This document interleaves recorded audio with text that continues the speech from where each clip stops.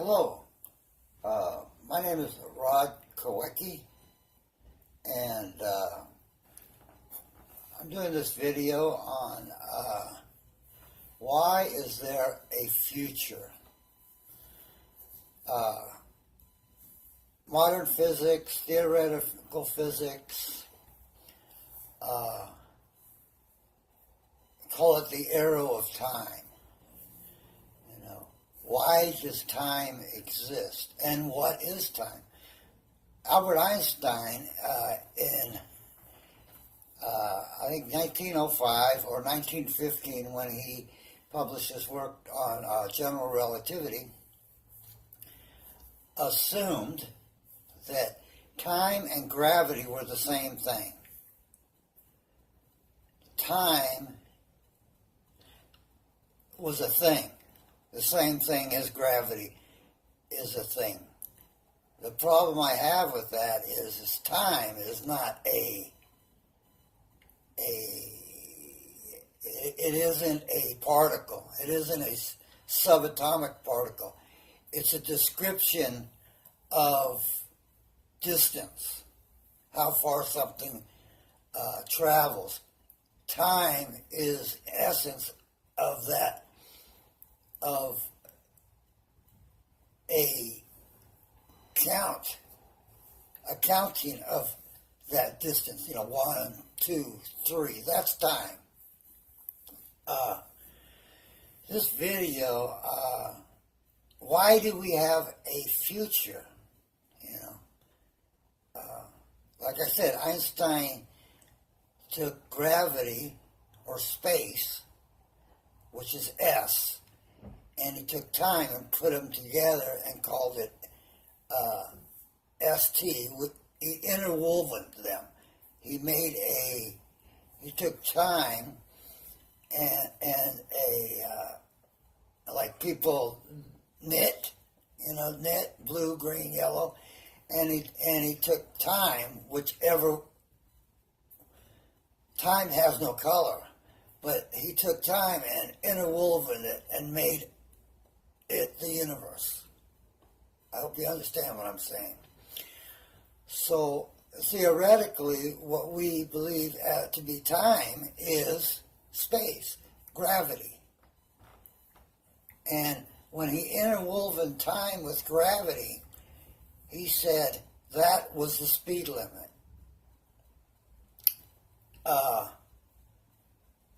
Time and space interwoven with the speed of light. He took those three characters and mobilized a three-dimensional universe. In my other theories, I call it the black box universe because the limit here is gravity. The fastest known thing to travel is the speed of light. So, to Einstein, since we don't know exactly how gravity works or what it is, talking about gravitons, God particles, and stuff like that, we only know that it theoretically exists as a substance, that its velocity has to be the speed of light because the speed of light is the fastest thing known to exist. C over V, E energy equals mc squared, which is C over V. C is the components of light. Its velocity is the speed of light. So C is the speed of light. But why do we have a future? We have a boxed-in universe, according to Einstein. Nothing can travel faster than the speed of light. No matter where you go, which direction you go, you are demobilized by the speed of light. You can't go faster than the speed of light. You can't even get close to the speed of light. 9.999999999. Now, for essence of this video, what if we could go faster than the speed of light? According to Einstein, we can't. But in his ideas, in his mind, if we could, we'd have to bend space. We could travel backwards in time. We could travel into the future, and with all that, we have a fourth dimension. Now we have a fourth dimension, which all these things consist of. But what if there was something that traveled faster than light? And the reason I say this, because if everything in the universe and everything in it, especially the universe, travels at the speed of light, then evidently we have no future. Because our gravity and everything in it is polarized by the speed of light. So in essence, we really don't have a future. That's it. We're walking around and we can't go faster than the speed of light, and that's just the way it is. And we can go slower than the speed of light, and evidently that's what we're doing. But beyond that, we're not going anywhere. So in that essence, why do we have a future? Why does our universe have a future? Much less any universe. And there's a reason. Because the speed of light is not constant. The speed of light, your gamma rays, and everything don't break down at the speed of light. You don't need an infinite amount of energy to reach the speed of light. See, the speed of light acts as a barrier, and the faster you travel, the more energy you need. The more energy you need is because you're approaching the speed of light. So it's like a brick wall. You travel faster, finally you reach infinite mass. Bam, and you find out, wow, dude, I can't go any faster. Einstein was right. But he wasn't right. You know what would happen? You travel right through. There is no wall. There is no wall there. You would travel right through. Now the speed of light is one of its own. You have the light barrier. You got the sound barrier. You have these barriers. Sound barrier. Now we have a light barrier. A sonic boom is the sound barrier. What would happen at the light barrier? It doesn't exist. In all essence, it really doesn't exist. Why do they say it exists? Because light is the fastest known thing that exists in the universe. So over the years, somebody says, well, if that's the fastest we could travel, that exists, and that's the fastest we could travel, and gravity must travel at that velocity, then that's it. But it's not it. There is something that travels faster than the speed of light. And it's all around us. And it's not what gives us momentum. It's what gives us stability. It allows us to maneuver. And there's different types of gravity. You got Earth gravity. You got different planets that have different densities, different wavelengths, different stuff, gas, whatever. And our planet's lucky; we got a lot of water, and we have a living condition. A lot of your other planets don't have living conditions, and if they do, the animals that do live there can't live anywhere else,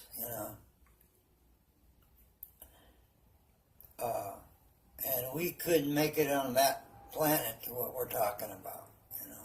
We have to have a planet that's similar to our planet. They said they found one someplace, that's 1,000 times bigger than our Earth. There's the sun; it's 1,000 times bigger than our sun, but it has the same characteristics.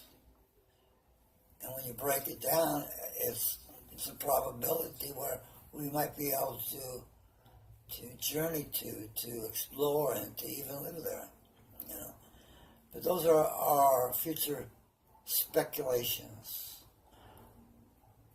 Without getting past what I'm talking about, why do we have a future?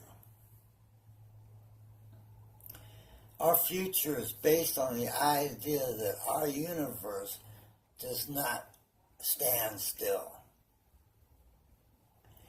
It maneuvers, and it maneuvers on its own.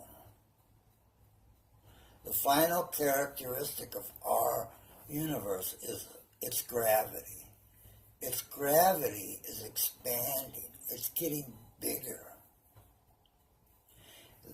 Since it's getting bigger, more space is becoming available. With more space available, there's more things to be done that need to be done. For what purpose, I can't say. But the universe is expanding, and it's getting bigger, and it's getting it's continuing a process from its birth, from when it first started. And it's continually growing. It's just something that we didn't know. Taking in the Big Bang Theory and the cosmic egg, the egg has expanded. It's like being cooked. It's just still cooking. It's still getting bigger and bigger and bigger. Not as an egg, but as a broken egg. It's cracked and blew up, and not blew up. It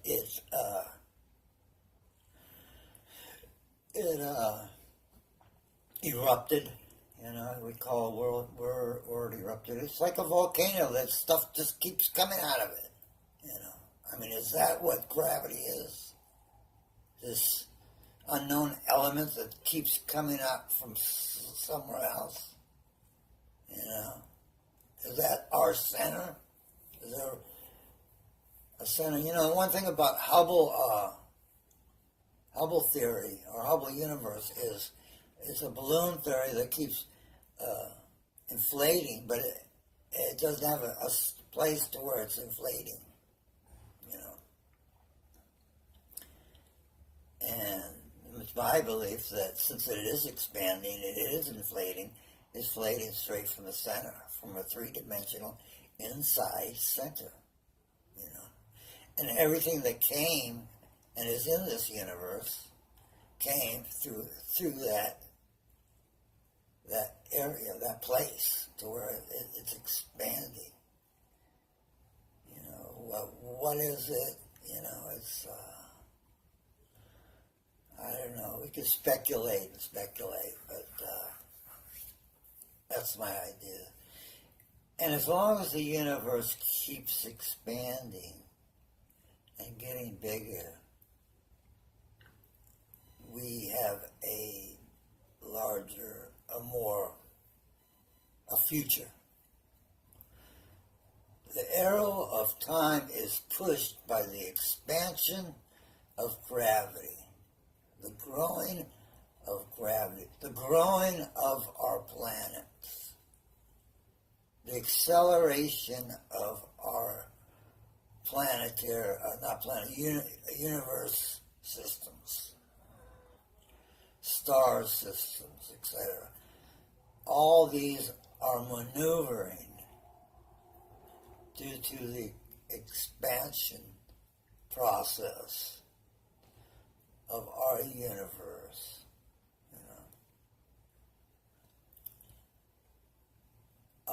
The arrow of time will continue to move forward, and it won't go backwards.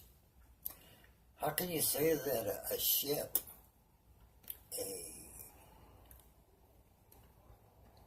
Albert and Bert's light ship, or Einstein's spaceship, can change that? Something that's the whole universe we're talking about, and everything is connected to this universe. It's all interconnected. No spaceship can change that. If you ask me if there's a possibility of time travel, I do have one instance, one idea where it's possible, but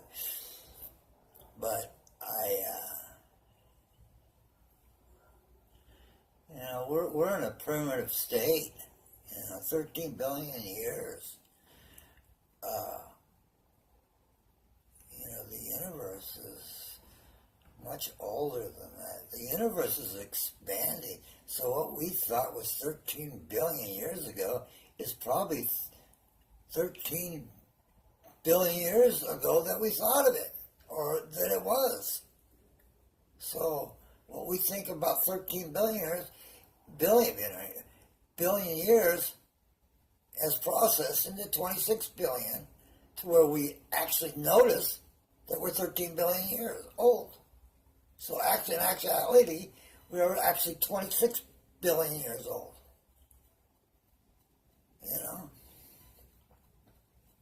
I know there's a what do they call it? A three-dimensional way of calculating the age of the universe. But even when you use it, it uses billions. It doesn't use thousands. It says, no, it's in the billions somewhere, and this is how we got it, 13, But maybe it's trillions of years old, But the arrow of time, what gives our universe a future? It's expansion. As long as the universe keeps expanding, we have a future. When that expansion stops for some reason, demobilizes, reverses, whatever happens that stops it from expanding, then our future is at risk. Yeah, our future is at risk. But we could look at this in 2 points. Even if it did stop, as long as it isn't overtaken by something else, and it still maneuvers and spins and everything, like all the planets spin, the universe spins as well, under the same circumstances as all the planets and stars spin themselves. It's the same thing. Our future depends on our mobility to explore. We are builders. We are planetary builders. We're put on a planet. We're given life, animals, and for some reason the dinosaurs didn't make it for whatever reason, but we did, and we examine things. We have that ability to examine things and keep ourselves warm, let's say. We survived. Now we're building buildings and stuff. We have all these people problems, crime, what do they call it, poverty, rich. You never hear about the rich because they're rich. But where's all the intelligence come from? I think all the intelligence comes from the class, from the guy that has an open mind, speaks his mind, and that's one thing everybody does, speak their mind. But as long as we have the ability to explore, and that's not taken away from us, and as long as we have the resources to explore, we have places to go. We got places to explore.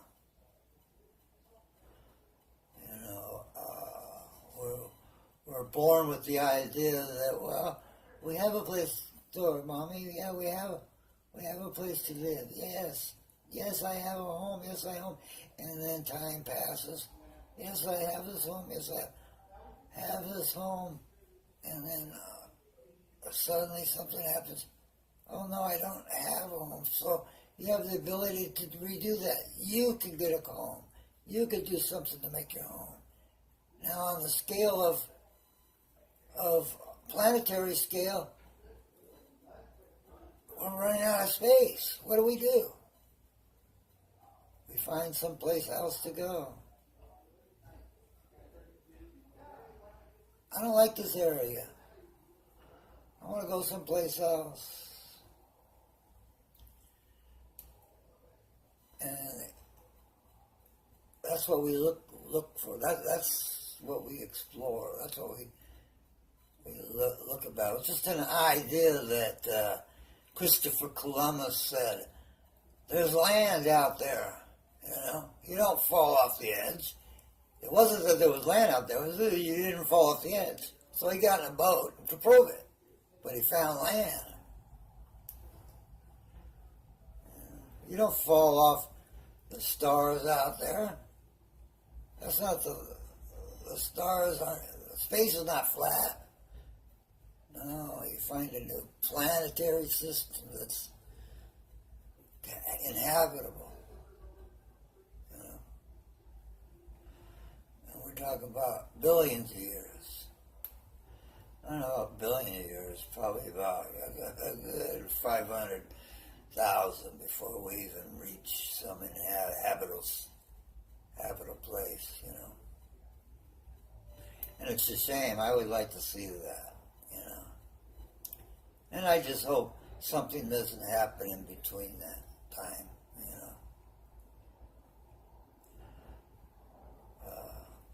I just hope that our planet is blessed. And since we do have a God, maybe we are blessed. Maybe it's up to us to make things right, to explore the cosmos, to seek the future.